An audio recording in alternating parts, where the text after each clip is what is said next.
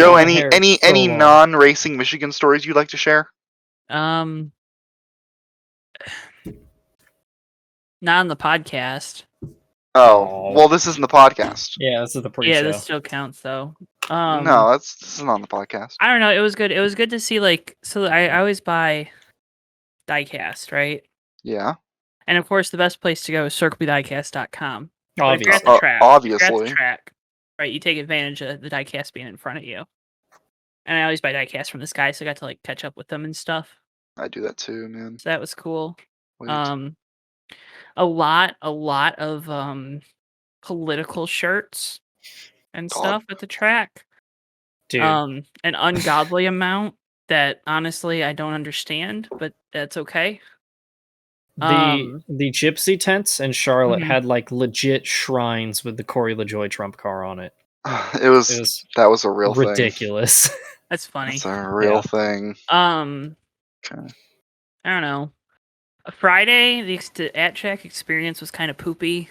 Like nothing was set up. It was like, I get it, it's an ARCA race, but also like your midway should kind of be set up. Yeah. It always was in the past. And because we got down there Thursday, and like, you know, all the merch haulers and stuff were already there, so it wasn't like it. I don't know. I was kind of upset by that. The track president resigned after Saw this that. weekend. I don't know if you can look at my tweets, but did not like that guy. Didn't think he did a good job. Apparently, he was living in New Hampshire the whole time because he's a co-owner of a minor league baseball team. So, you know, we traded in a guy that loves Michigan and the state as a whole for a guy that doesn't even live here to run our track. And look at that, our track lost a race. But, yeah, I don't know. It was weird. It was weird just being there in August too, because we kind of did our June thing, but it was in August, and 2 races in a row was I was tired. Very tired. Okay, my camera looks good now, right? Yep, you are so nice and clear on there. I was and now Matt's getting all AT&T'd. Oh, am I? Yeah. Hope it's okay. To follow at msteelman51 to find out whenever AT&T internet is down in California. Dude, I've been slacking. I haven't tweeted at him the last couple times. I need to get back on it. Such a good tweet thread, man. Yeah. It is so good. I've cut him some slack with the last good. couple ones, so I went like 2 days without my internet going out, and I was like, all right. Maybe they fixed it, and then no. Real quick, before we start the show, I'd like to give my friend Joseph Weaver a shout out. We haven't done Weaver's Word of the Day in a hot minute. We got to get him back on track. I think we did it once. We did it maybe once, possibly twice, if you so believe so. We'll get back to it. It'll happen. Maybe he should actually, do his job. Yeah, honestly. He doesn't listen to this. It's fine. I was gonna say, I don't think he's gonna make it 5.5 minutes in, let alone. Yeah, he's already checked out. He's already come in, hit the like button, and left. Hopefully. Probably eating a moldy cheeseburger somewhere. That sounds like Joseph Weaver, if I've ever known him. He does that. God, I'll have to tell that story one time on the podcast. You guys. I like that the implication is he does that as if it's happened multiple times. Not I'm like sure he it did has. that.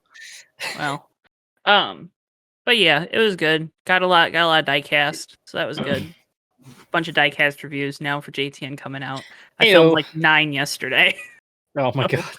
So just if you like those, keep your eyes peeled. I guess I don't know, dude. I still get people sometimes asking me why I stopped doing diecast reviews, or I should say the angry diecast reviews, and I was like, it's because I stopped buying bad diecasts. Honestly, I ran out of Racing things to doesn't say. make a single bad diecast. They are all great. None. Literally not a one. That was a joke, wasn't it? Wait, no, it wasn't. Well, we're not sponsored by Lionel, so. I mean, well, in a way. Yeah. Blink twice if you're not okay. We're sponsored by a Lionel retailer. Yeah. And they do a great job. Oh, yeah.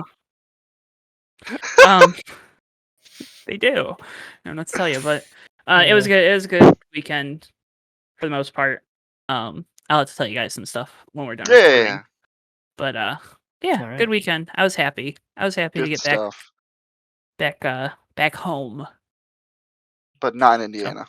Not in Indiana. Which, by the way, last week screamed back home again in Indiana, top of my That's lungs awesome. when we crossed the border. Definitely made my buddy a little upset, but that's okay. I guess we should get into the show. We probably should. Okay. I believe. Music, if I so feel to actually edit stuff in. Hello, everybody. That's This week's edition of the Fake Racers podcast with. It's me, Davey Hazard, the guy. It's me, Matthew, the other guy, and me, Joe. Well, he's a JTN. Sorry, gotta, been off the air for 2 weeks, so I gotta put a little more respect on my name. I don't know. And Joe really rolled up and said, "Hi, I'm JTN." Has it nice really to meet been 2 weeks? Didn't we do a show last week? No, but broadcast. We haven't broadcast. Oh, okay. Yeah. I was like, did I lose track of a week of my life somewhere in there? Last week's, oh my god. Last week's episode was not received very, very well on the old YouTubes, but that's okay. Well, you know what? Hey, if you're a JTN fan, you need to make sure that you're, sharing the videos, because God knows Bristol and I don't have a marketing budget. So, wait, what do you mean by it wasn't received well? Because I got like more people. I guess it was from within our group, but people talking about Davey and I arguing with each other. So yeah, I was surprised to see friend of the show Darren Ingram. I was surprised to see he said anything at all. I'm like, wait, he gave a crap? That's interesting. Yeah. Darren listens to JTN. Darren always pops in sometimes to the races and says hi. That's good. So a good egg. More active than you two during our live broadcast, but what? Okay, I'm spamming the chat all the time. What are you talking about? I'm always liking and retweeting JTN Twitter posts. Like I think I am probably the highest contributor to your interactions. Almost every cup race I missed, I was in chat like, "Do you guys hate me?" So and I go in and I try to at the very least like every video or stream. And if you're a JTN fan, that's what you got to do. Yeah. Right? I'm gonna go through and like all of it. Coming at my neck. No, get off my neck, Joe. I'm not on your neck. You are. Not a vampire. I'm no vampire. Are you making fun of me? Xfinity Series at Michigan this week. Yeah, we are very already off topic. We're so bad at this. And for once, it's not me, like completely derailing the show. Xfinity Series at at Michigan. Oh my god! I wrote the script. Where are we at, Joe? Michigan. Where are we, Bill? You big dummy. Michigan. Michigan. Track. It was. I was there. A fun race. It was a good one. Yeah. It was just as good as Sunday. Oh god. Can't wait for this discussion. It's gonna be great. But oh god. Michigan Xfinity. That's what you want out of a race, right? Oh, yeah. A lot of people very happy with that race. Even though I was crushed by the end of it, but yeah. I got to see AJ Allmendinger win twice. Yeah. That's awesome, dude. So that's in 2021. I don't think I would ever thought that was possible. Yeah. At least one of them was a road course, so maybe if you told me that, I would have been a little more okay. Late race restarts though kind of derail Josh Berry's bid for an upset. Pain. I think it is an upset because that one car, whether it be Michael Annette's fault or not, has not looked great this year. But they're still better than the 98 of Riley Herbst. Which I think I did put my little note in there. Yeah. But Barry, those late race restarts killed him. Yeah. Allmendinger was able to capitalize on getting a couple good pushes, I think, from Brandon Jones. Got him out front, and then once he got the top, he kind of figured out how to work the top on the restarts. Really, what you had to do, it seemed like, was kind of pinch that guy down, right? Take the air off his door, and it kind of got him loose on the bottom. Because really, it's not the bottom lane isn't preferred. It's like that middle lane before the resin where they laid it down. So yeah, I had a really big issue with. There were some people that were really upset at Josh Berry taking outside third and line on that last restart to try and go for it. No, that's the right move, man. He just did the inside like 2 restarts in a row and You lost positions every time. Yeah, so yeah, because I remember the race in Nashville. The announcers were saying that Allgaier should have tried the outside and like line up behind Kyle on one of those restarts instead of lining up inside on him because he kept getting beat, and then he never ended up doing it. And then Barry does it, and everybody's like, "Why'd you do that?" Well, because it's the easy thing to say, right? You don't see with the wanted result. You say, "Well, why didn't you do something different?" I mean, it's very easy to talk. Hindsight's 20/20. Yeah. But Allmendinger wins, so that was cool. I mean, I adored the reception the for him winning was just as it. Because I watched some of the TV stuff back. It was very good reception for him winning and stuff. Good. Once he did his NBC interview, though, I think I left. And then they did the AJ chants.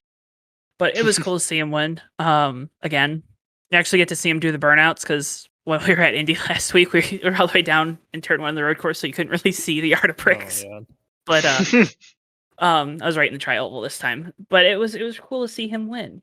I don't know. Is there anything else? I don't think there's really too much. It was real. That last green flag run was really cool. Allgaier's team, no tires or 2 tires. No tires. They were pitted right in front of him. Oh man, what a call! It was a good call, and it was. I don't think it was going to work, but I didn't think it was going to work. I know Josh Berry was catching him before that yellow, but like, what a call! What a like gutsy, ballsy call! Like, I totally applaud that.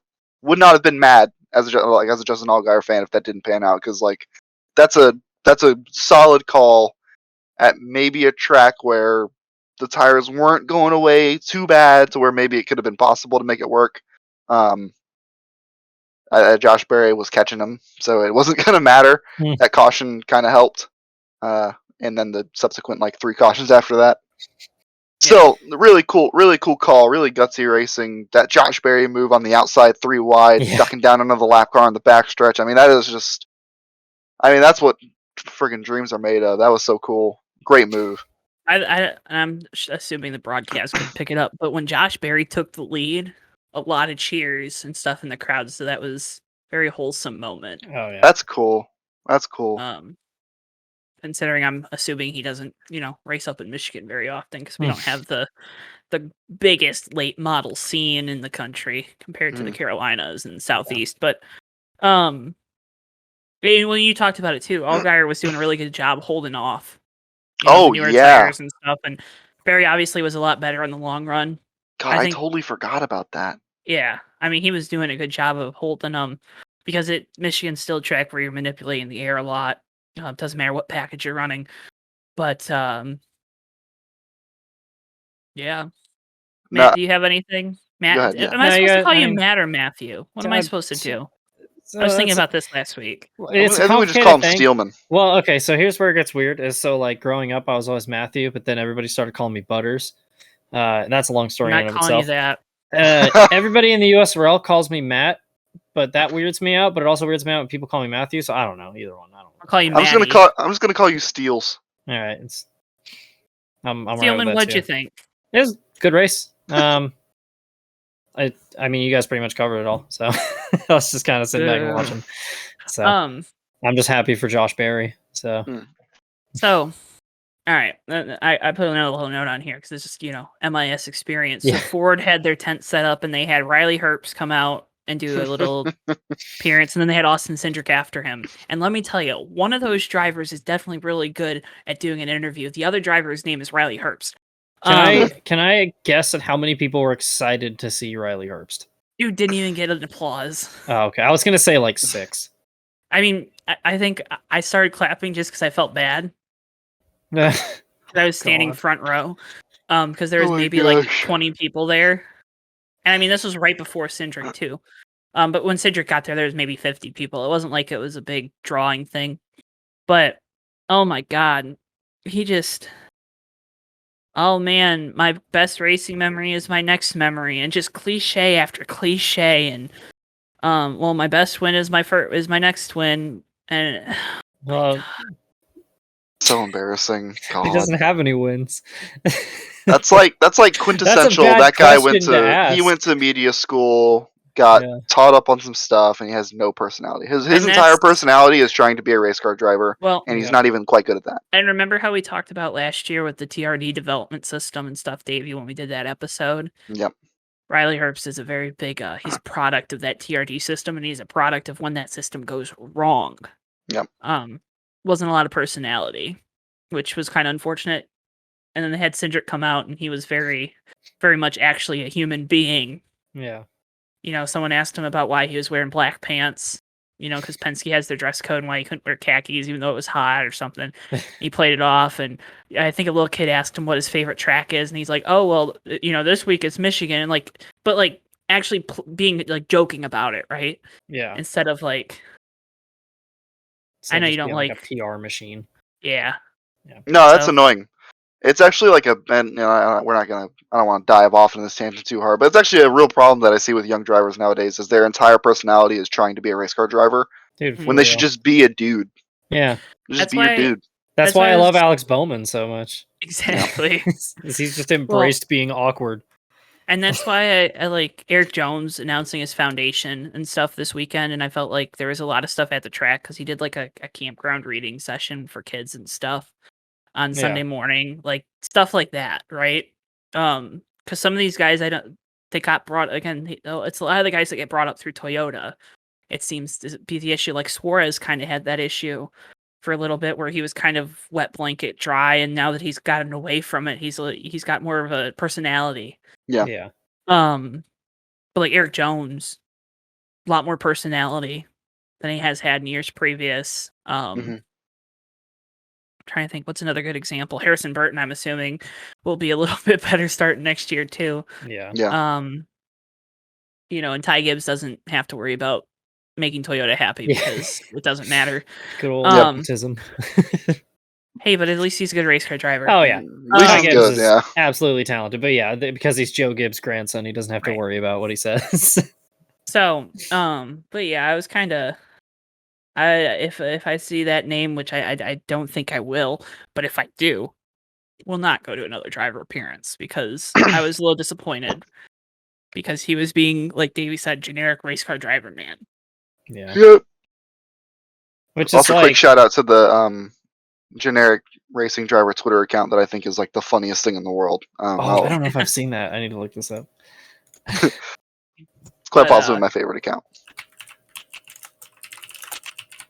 While you look that up, let's start moving on. We'll vamp.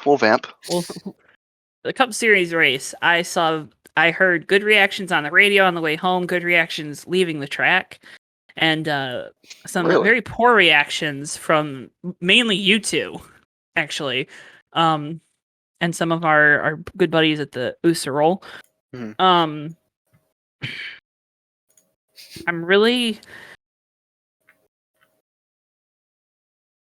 I've been trying to figure out how I'm going to formulate what I wanted to say all day. It's okay. It's just going to be wrong anyway. Davey. I had an itch on my head. I thought it was a really good race. I thought it was going to shape up to be a good race. Without the caution that came out for the rain, which we can talk about. But I keep seeing, everyone wants to always talk about, and it just, for me, the breakthrough for the masses. Not necessarily you two, again, I want to state this before I start talking. A lot of my argument is going to be directed towards you two, because you two will make very good points that I can't counter. But a lot of people, their big awakening was when Joey Logano was able to hold off Kevin Harvick 5 laps at Kansas last year. Right? I guess. I feel like that's when the opinion swayed of the masses. That's when it was like a tangible thing that you could grab and see and look at. Yeah. It was very much like this is the problem. This is what we're seeing now. Yes. Yeah, I guess that I totally see what you mean.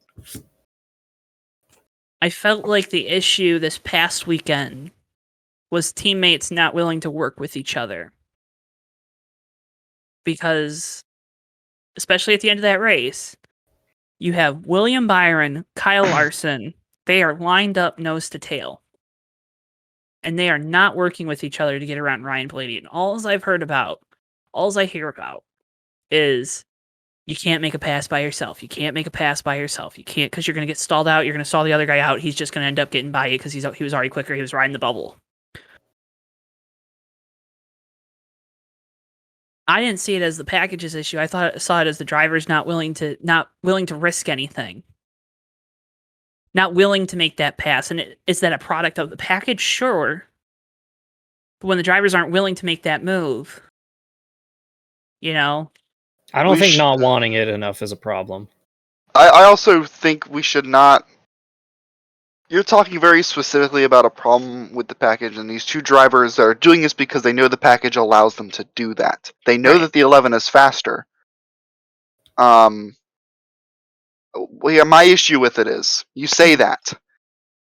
Who's behind Kyle Larson again? Kurt Busch. Not a teammate. True. Not a teammate. And he could, if he was faster, and Denny Hamlin at one point was that fast guy too. Like Denny Hamlin, or whoever's faster behind them, whoever's trying to make a run at him. The fact of the matter is, the argument is still the same. It's just they're not teammates anymore, so you can't fall back on they're teammates trying to do that. They're only doing that because they know that they can. And I still think that's a little bit of an issue, in my opinion. It was really, it's just, man, it was rough. It was rough to watch. I fell asleep. I tried to watch highlights and stuff. I mean, you can roll your eyes all you want. I genuinely fell asleep watching the race. I embellished that one too, just to make it very obvious. I know you did. I tried. I genuinely, I got home. I tried to get home as fast as I could to catch the race, watch the race. Was watching it. I fell asleep at the beginning of stage 3. I woke up at the end when they were screaming. There was what was there to watch?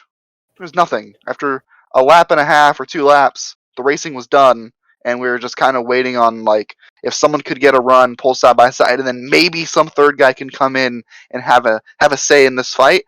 And when that's done, we're back to what we've been doing the whole time. I just didn't. Whatever. I'm a broken record. I'm gonna keep saying it. I didn't like it. We were talking the teammate thing. That's such an isolated incident.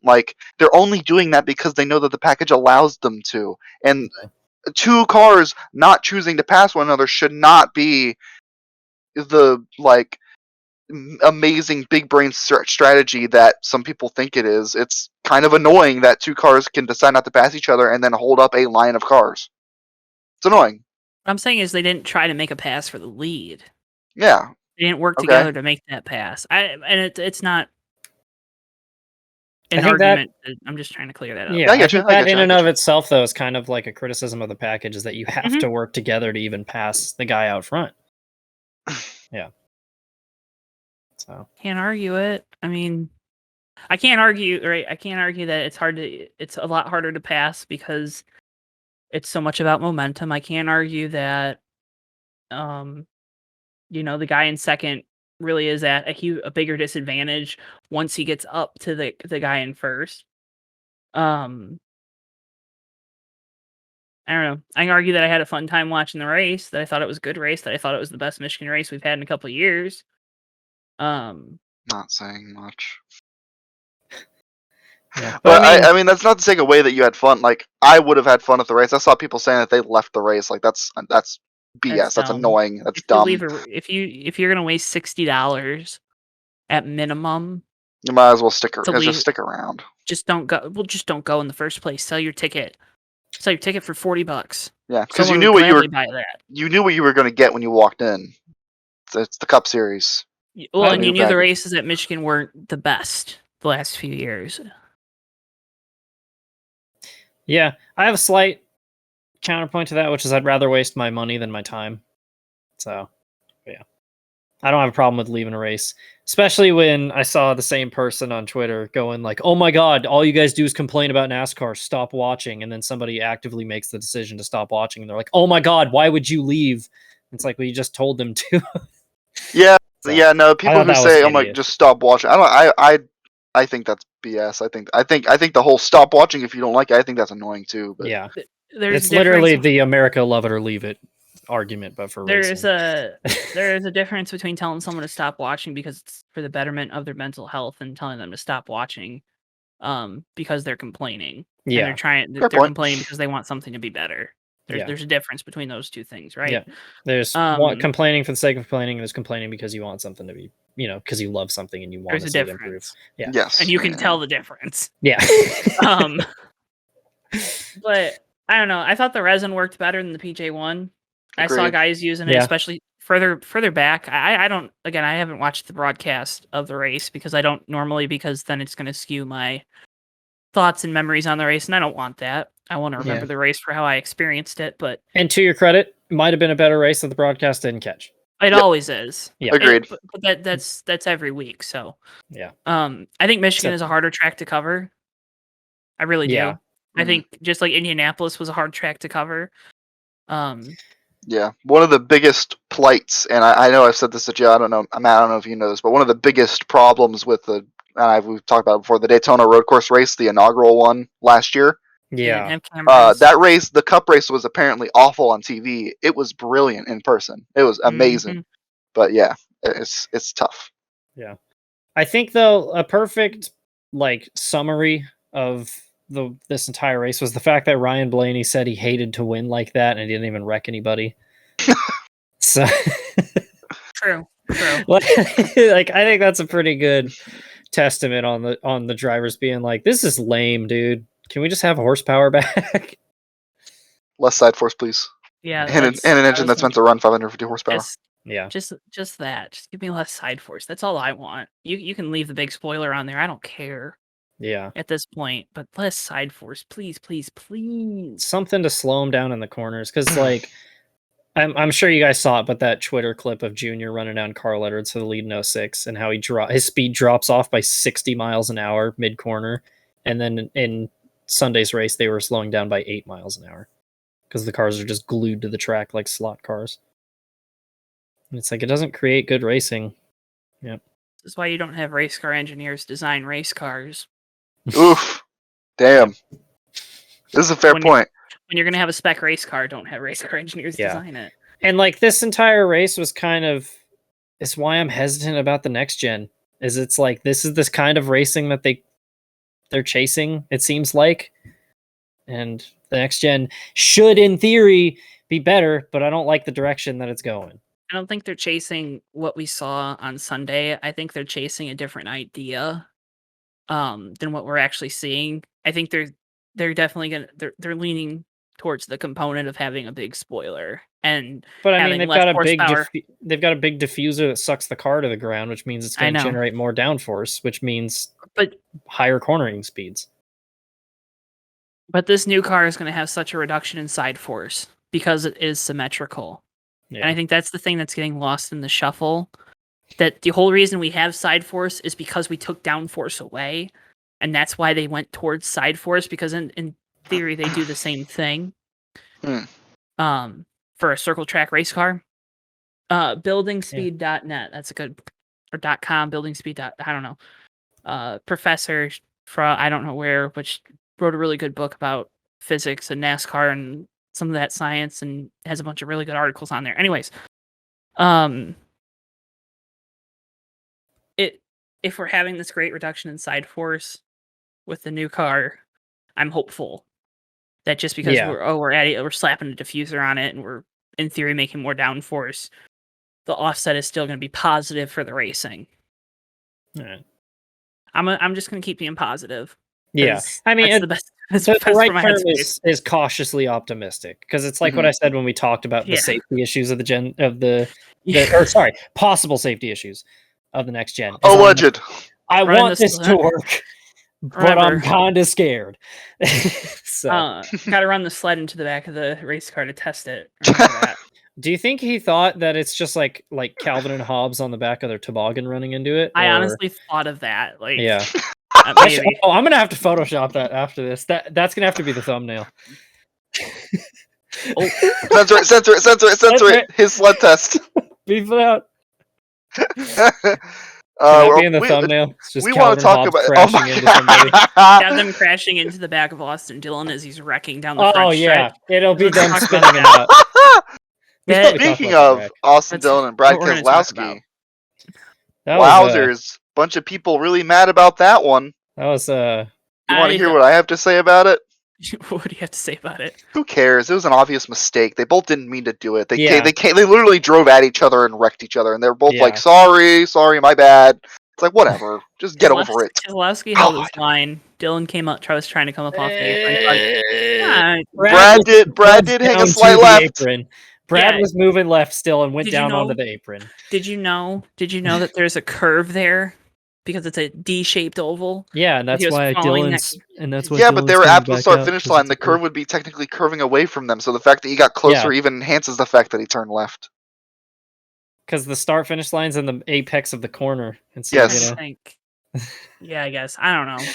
But regardless, it wasn't Brad's fault, and it wasn't Austin's fault. It was just clumsy. Yeah, it was it could have wildly clumsy. It sucks that it just pretty much even more killed Austin Dillon's playoff. That was the worst crash I had seen since Friday in the ARCA race. So.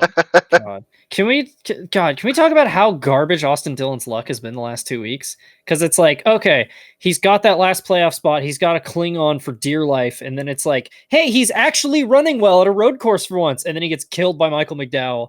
And then this week, it's like, he's running great in both stages. Oh, he gets absolutely junked at the end of the second stage. He's still only 25 points out because Tyler Reddick decided to beat Tyler Reddick. Oh my God, what a bad move! Oh my God. If Reddick just cruises to the end of that, you get this huge point gain, and then he just junks him. What a bad move! That was so dumb. Well, you know what was a worse move? Not bringing him down pit road. That's so dumb, dude. That was such a. They even said on the radio. I heard today that they said on the radio, "Hey, don't put us in a bad spot here, bro." Yeah. Oh my God! In the worst spot. So much simultaneous stupid happened in that wreck, because not only that happens, Joey Logano actually cut somebody some slack for once, and then Truex just drives straight through him and didn't even lift. Oh my God! Martin Truex woke up and chose violence. It was bad. Well, let's talk about that, because Reddick goes 4 or 5 wide into 3. Yeah, and then that whole wreck happens. He gets out of that unscathed. Somehow. We think. Then he blows a tire on the restart. Yeah. Or a lap or so in, and spins out, and if he did it intentionally or not, we don't know. Definitely everyone in the crowd thought that was a caution, because I did too, because I'm like, oh, why are they still racing? Wait, where are the yellow safety lights? Because he was stopped for a split second, and NASCAR was like, oh, really? Oh, is that what you're doing? We'll wait as long as we have to. We'll let you go a lap down. But his crew chief, Randall Burnett, or is that his spotter? Maybe, I don't know. That might be a spotter. But Davey, are you guys using the Google machine? I think you guys are using the Google machine. Randall Burnett. Yep. Should have brought him down in the pit lane after that caution. Probably, I think that probably would have been the good call, but it was not made. Chase Elliott got brought down the pit lane though, because he had a loose lug. People are again calling for Alan Gustafson's head, even though they shouldn't be. Yeah. It is a dumb call. It's not a good call. I don't think it's a good call. Yeah, I don't understand the strategy behind leaving lug nuts off. The lug nut thing. Well, I was talking about. I didn't know it was. I didn't know it was. I mean, he probably shouldn't have been called down pit road anyway, right? Isn't that the thing? I don't know. I heard something on somewhere that points don't matter. They're not going to win the regular season championship. Might as well not get Alan Gustafson. Yeah, but they took themselves out of they took themselves out of a chance to win a race and get playoff points, because they were. That's what I was talking about. You a-holes. I couldn't remember if they were running that high up or not. You guys suck. You guys are buttholes. Yeah. Jesus. Ryan Blaney. I can't say the bad word. What a great win by Ryan Blaney. Does a great job. Yeah. Plays the strategy perfect, and the positioning of the race car perfect, and a great race car driver drive by Ryan Blaney at the end of that race. No matter what you think about the package, he executed perfectly, and he deserves credit for that. Yeah. It was funny because coming into this race, I had been thinking to myself about how in the Haters Guide last season, how critical I was about Blaney about it. It's like, you won one race and you got knocked out in the first round. And I was like, man, Penske's not very good this year. They're probably not going to win multiple races finally, and then Blaney goes out and does that. Blaney is the best He has been the best Penske car all year. Mm-hmm. Yeah, he's been running really well recently too.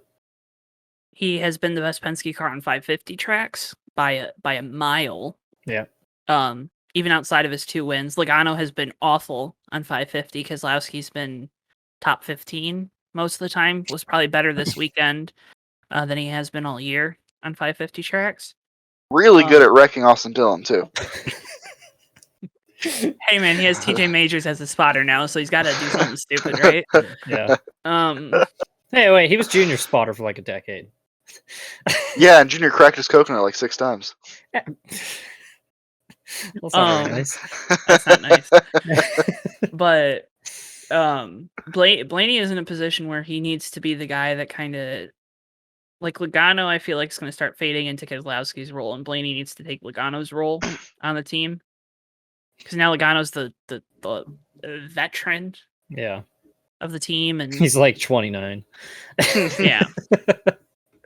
So he's so old, you guys.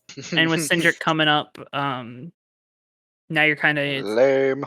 I mean, you have to rebuild that team now quicker than you had to rebuild them when Blaney went up to the 12 and you went 3 full-time cars. So yeah, because you didn't have at least Blaney kind of marinating in the Cup Series for a year or two. I'm saying a lot of because I'm running out of thoughts, but yeah, we can just go ahead. Yeah, and I think we've we've wrung this one dry. So I thought it was a good race. Done with it. More Penske talk.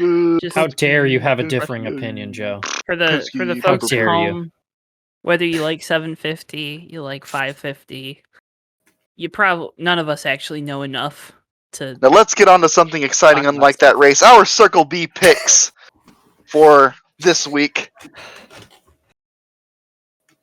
Who's going first? No, Davey, it's your turn. I have the Bubba Wallace 2022 foam trucker hat for pre-order. There's a series of these released on Circle B. I'm sure they're elsewhere as well, but get it from Circle B. These hats are pretty nice. There's a Chase Elliott one, I believe. There's probably a Kyle Busch one or something like that. I don't know. But these hats look really cool. The nice stripe design. I actually do really dig it. If Jimmy Johnson was in the Cup Series, I would get it, but he's not, so I'm not going to get one. I don't think. But I might. Cool. Maybe if I cuss, I'll get one. But pre-order your hat. That pre-order does not charge your card until it ships, and when it does, it'll be free shipping because you will have used code JTN. Those are cool. I agree. Am I going next? Mm-hmm. So I was supposed to do this one last week, but I messed up because I have dumb brain. I picked out. No, I didn't close the tab. This would have been really relevant, especially for what happened last week's race. Was Chase Briscoe's Circle B diecast NASCAR truck? Why did I say NASCAR truck like that? Sound like normal. That he ran at Knoxville. That was designed by friend of the show Dan Asher. And had a bunch of fans' names on the deck lid, which I actually have a piece of the sheet metal from. Nice. Matthew. Yeah. It's which I'll explain that in a second. I have a piece of the sheet metal too. Yeah. And so that is currently on pre-order right now. And like Davey said, you will not get charged if you order it now. And if you do that, not only do you support Circle B, you indirectly support our boy Dan Asher getting more of his schemes on the track. So love it. And of course, my pick this week, since I went to the race, you got to pick up Ryan Blaney's Michigan race version diecast because Ryan Blaney actually won 2 races in a year for the first time in his career. So commemorate it. Ryan Blaney. Ford hangs on to the Heritage Trophy for like the 5th year in a row. So wow, Ford. It's crazy. Ford just. Edsel Ford's like, oh, there's a trophy for manufacturers. It's like Michigan's in their backyard. Well, so what they do is they, manufacturer gets the trophy and whatnot, and they've just had it.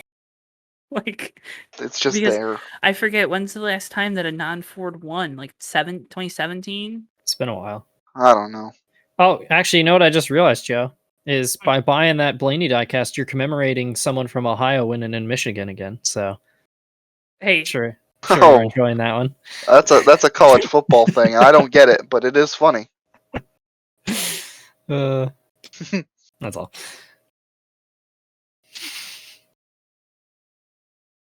So here's a fun topic that's not going to get. I don't know if we're done with the Circle B thing. Here's a fun topic that's not going to get dicey at all.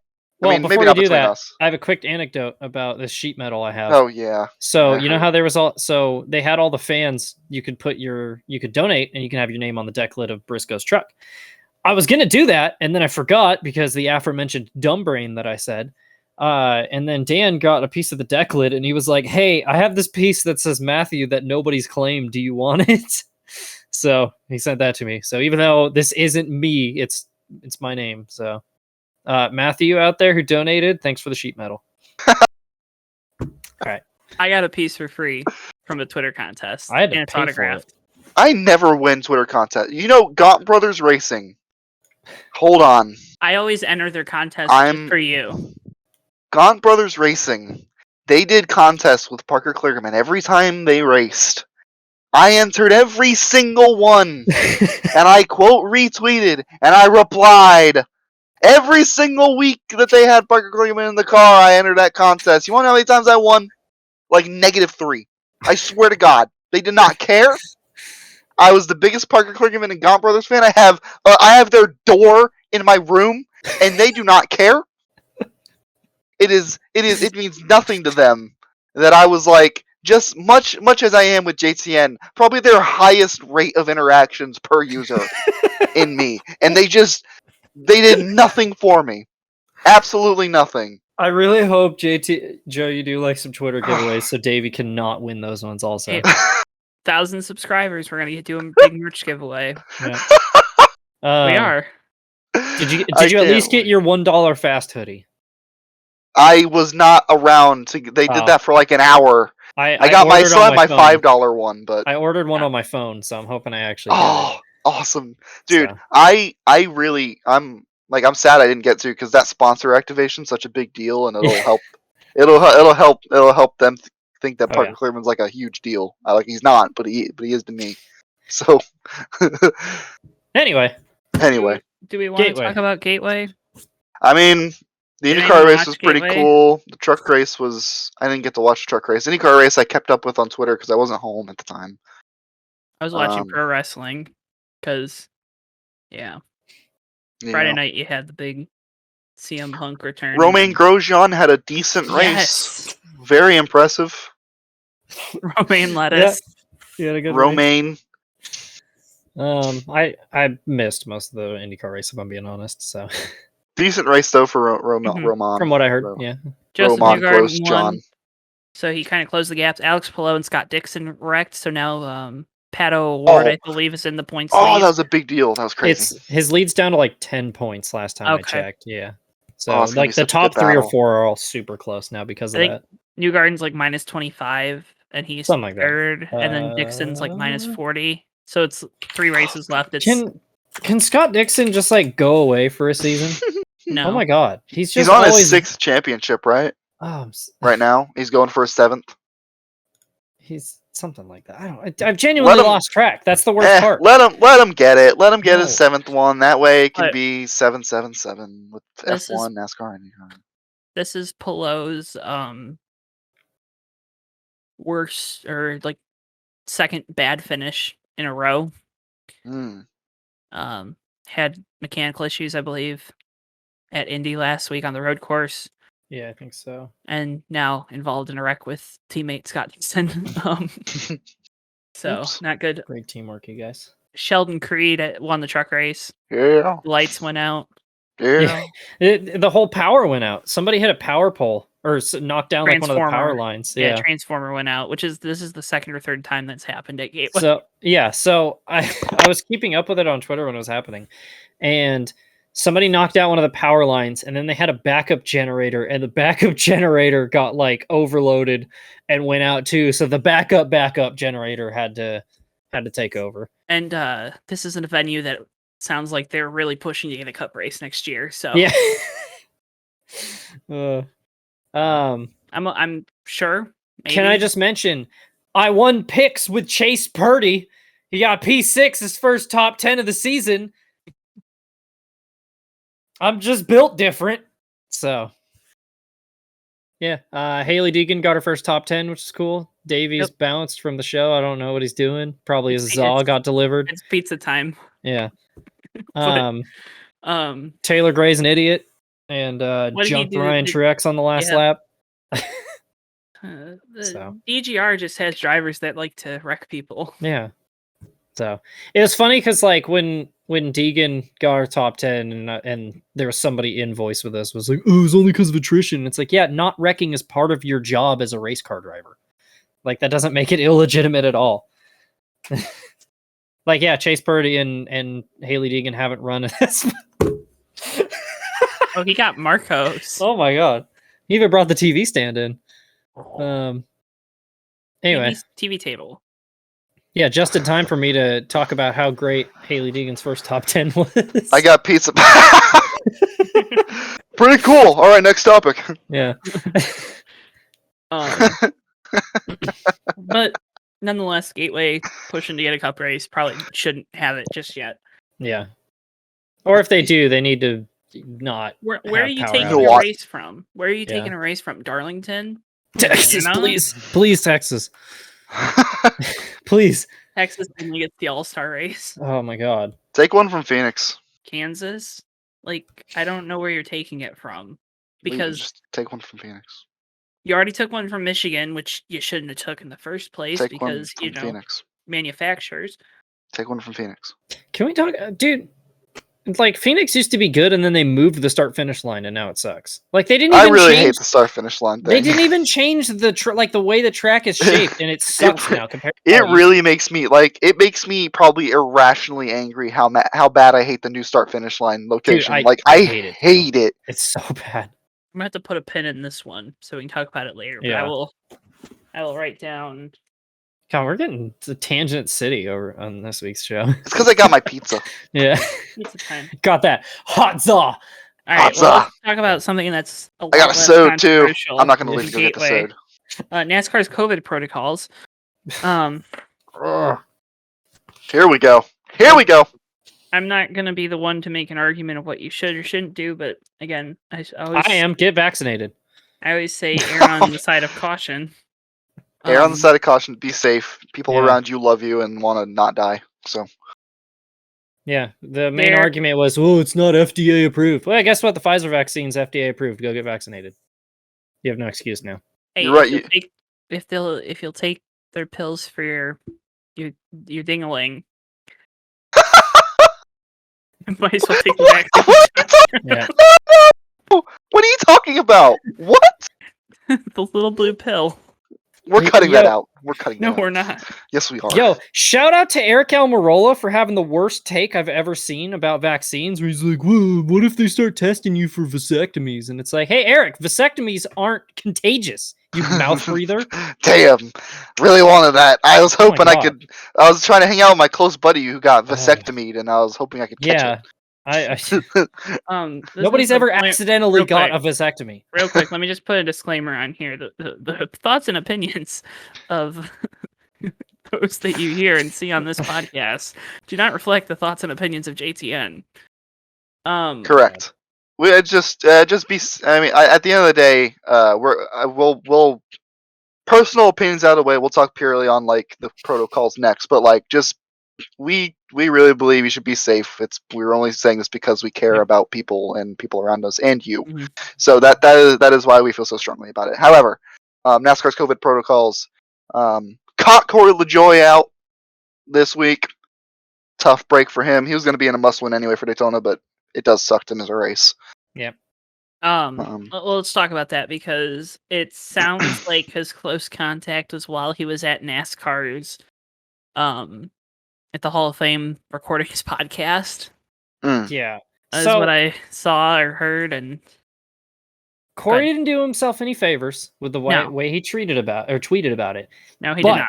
The quote that everybody's using from the interview is taken ridiculously out of context. Yeah. Because he was literally saying that he's like, I'm the sacrificial lamb here.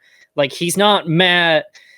Whether or not Corey LaJoie is vaccinated, I understand that a lot of athletes don't want to do it because there is like physical side effects from it, and you don't want to get a shot and then be just like floored from the side effects from it for a week and potentially have to miss a race because of it. So I understand it from that perspective. I don't know if that's where Corey's coming from, but he like this whole thing that he's basically saying I'm built different is literally just like misattributing a quote that he said. Mm-hmm. So, well, let's talk about their protocols. NASCAR's protocol is a 3-day quarantine if you're vaccinated, a 7-day quarantine if you're not vaccinated, and 3 negative tests, if I recall correctly. And that's with a close contact. These protocols aren't much different from any other sports league. The MLB is testing players weekly. The NFL has literally required all 32 head coaches to be vaccinated. So, and there are very steep penalties for if you do miss time for COVID or you infect other players in the NFL. The model that, and I very much adore Roger Penske and everything that he has been able to do in his life, business-wise, racing-wise, whatever. For Indycar, he laid it out for 500 week. I will make your life a living hell if you are not vaccinated. Get vaccinated. It'll make your job 100 times harder if you're not. Get vaccinated. 90% of the IndyCar paddock was crews, drivers, and everything was vaccinated by the Indy 500. You can't tell me that's the same for the NASCAR garage area. No. And that's, again, my big thought is err on the side of safety, caution. If you're hesitant about getting a vaccine because of a previous experience, because of an experience you heard from a colleague, a friend, a family member, I understand. That's why you go talk to your doctor. Every situation you need to talk to a doctor. You don't need to consult Facebook, Twitter, Yahoo, Google. Those resources aren't always made for informational purposes. Nope. Your doctor is. That's why it's frustrating when you see drivers being very staunch in their opinion, and their opinion is based off of opinions and not based off of medical facts. I've done my own research crowd makes me want to fall out the window. Because it's like, you know who's done more research? My doctor, because he studied for 20 years to do this. Exactly. And he told me I should get vaccinated. And go ahead, sorry. I didn't mean to. I was going to say, there's always going to be outliers. There's always going to be exceptions to rules. But whatever you think's best for you, whatever you think is the most cautious option for you, do it. Wear a mask. It ain't that hard. And honestly, bouncing off of that, you have the point in the notes, and I totally agree. I've seen multiple. I listened to Obama Clear. They agree too. If you're a driver, get your shot. Get your shot. No autographs. Keep away from everything. You do not want to ruin the end of your season, especially if you're a playoff driver. Yeah. Do you remember at the All-Star race last year when Chase Elliott ran up into the crowd at Bristol with no mask on, and everybody's like, "What are you doing, dude? We're in the middle of a freaking pandemic, and this is like the first race back with fans." Like, you can not only take yourself out, but you could infect all those people. Use your head. And it's there's the personal choice. There's all these buzzwords out there for it. We're not doctors. We're not medical experts. But if I want to give myself the best opportunity to win a championship, getting my shots, masking up, keeping away from fans for a little bit. If I'm Kyle Larson, and I think his schedule is built like this, I'm not going to all these dirt races. All these drivers, I'm not doing these extra appearances. I'm not. Well, Cindric and Riley, I think Riley signed like 2 or 3 autographs and like bolted, and Cindric just got out of there after the appearance was over. So yeah. I mean, and I saw it, and people were complaining about it, and I'm sitting there thinking, no, because that is what's in their best interest to go win a championship, because in the end, that is their job. So, good ad there, Davey. I forgot his teammate too, but true, actually, very true. Not even me. We'll get to that. We will. But I really applaud IndyCar and Roger Penske's whole model for it. Indianapolis also had a vaccination clinic on site when we were there last weekend. That's right. That's right. I remember that. I know Dover also had one. I think Pocono had one too, but I don't think any of the NASCAR or the SMI tracks have done that. Mm-hmm. Yeah, regarding Penske, I was like pleasantly surprised when Logano said he was vaccinated. I was like, all right, cool. You're like not my least favorite driver. You're like third or fourth now. Joe Logano is actually a pretty cool guy. Yeah. I just race car driver is a butthole. Yeah. Yeah. He is very much like a word I can't say right now because I don't want to give Joe more work. He is very much I put my helmet on, I am different person. Race car driver guy.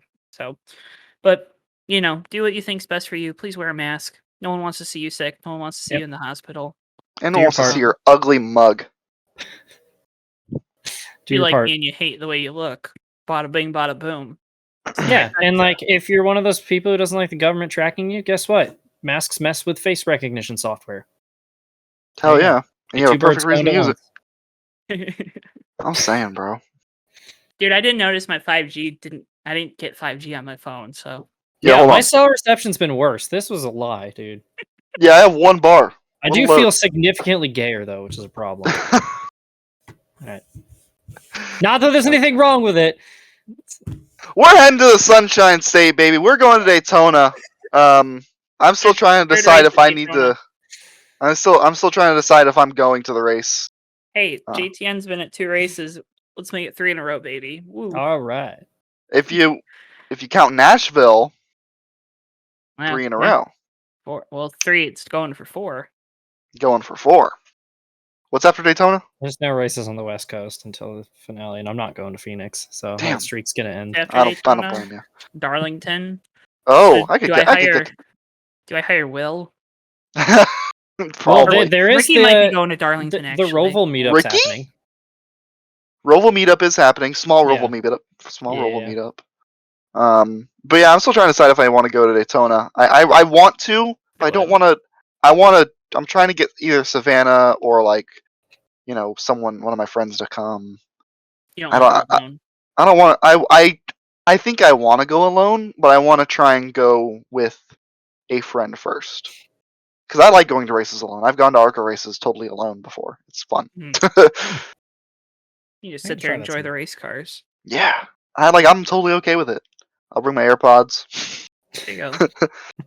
Jam out. Watch the car. Watch car go burr. Anyway, Daytona. Xfinity picks. Matt, that is the first time you've ever kept us on topic. You never do that. You're always the opposite. That's so impressive. Well, I was almost gonna contribute to that, and then I was like, I have derailed the show like 4 times already. I'm not gonna do it. Xfinity picks. Okay, so we cannot pick anyone that's like we have to for the plate races. We gotta go a little bit out there. I think we have to. Justin Haley. That's exactly what I was talking about, Joe. He hasn't fallen into a win in a while. Oh, he's overdue. It's not even a burn. It's just right. I'm gonna go ahead and make my pick now for realsies. I'm gonna call my shot here from way downtown. Alex LeBay puts it on top out of nowhere. You know what? He's finished P2 here twice in a row. Give me Jordan Anderson. Briscoe. Ooh, Jordan Anderson. That is a good one. He has to win this race, one of these races eventually.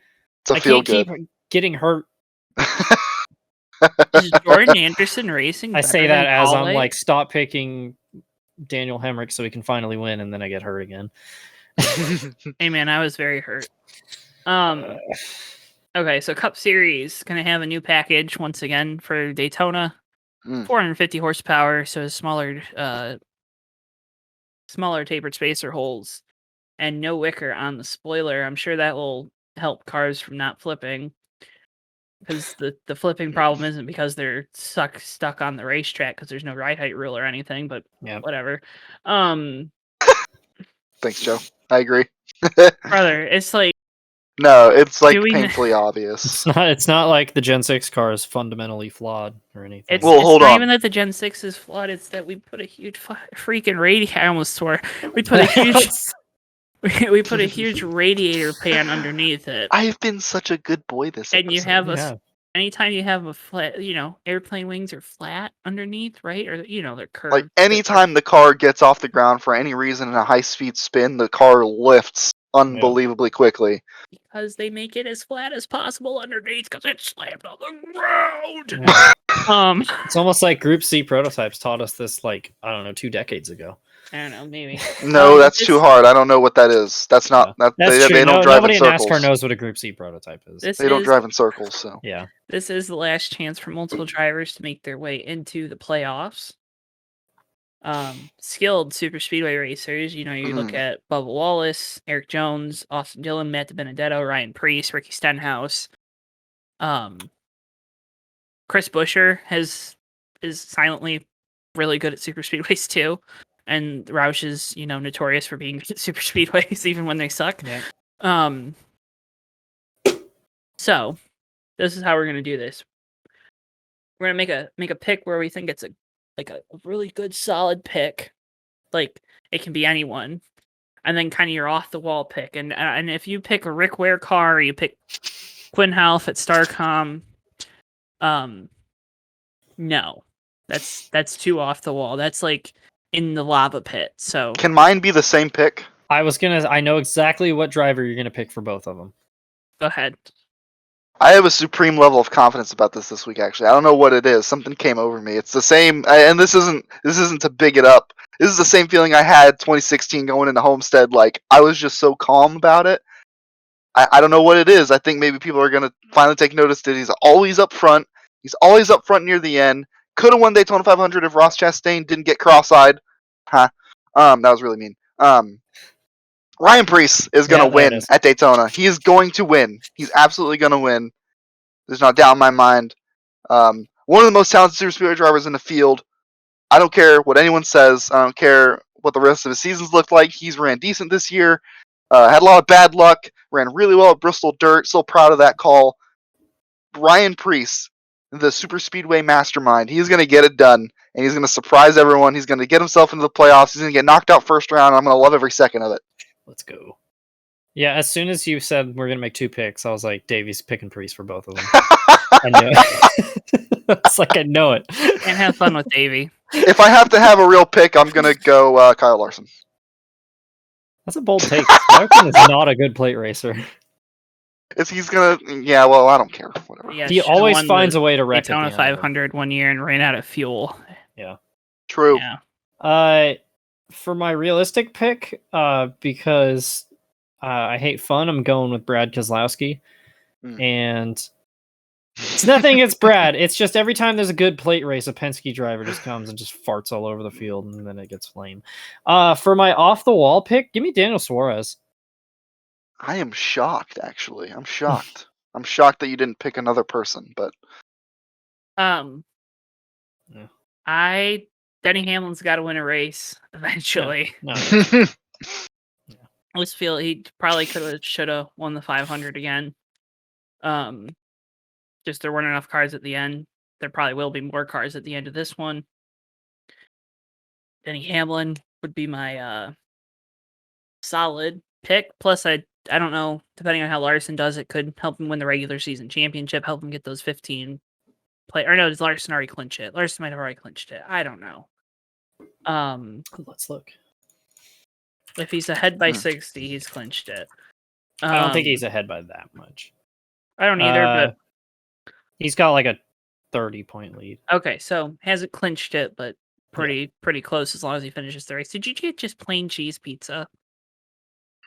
He did. This man's asking what kind of pizza we like.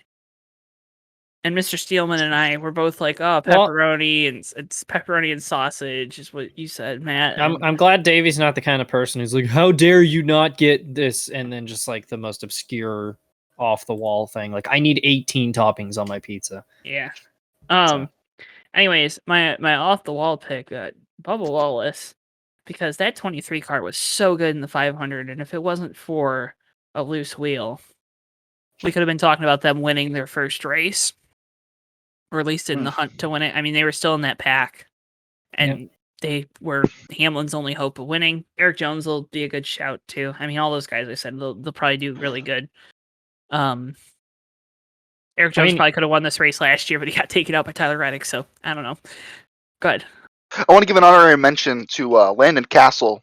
The Gaunt Brothers Super Speedway package has been pretty good. Landon Castle is, I have my thoughts on Landon Castle. I think he's a phenomenal guy. I think he's the coolest guy in the garage area, but I have my thoughts about him as a race car driver.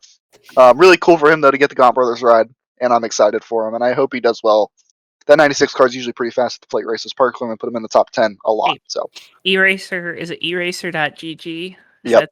Second best sim racing broadcasters on the web.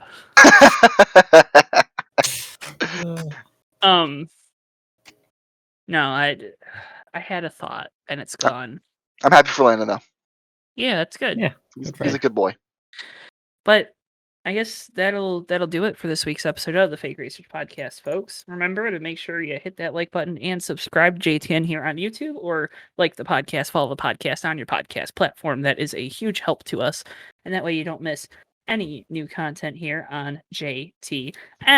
You can follow JoTo Network on Twitter at JoTo Network, on TikTok at JoTo Network, and search JoTo Network on Facebook. All of those links are in the video description. If you want to get some Fake Racers Podcast merch, you can get on the JTN merch store, linked in the description below.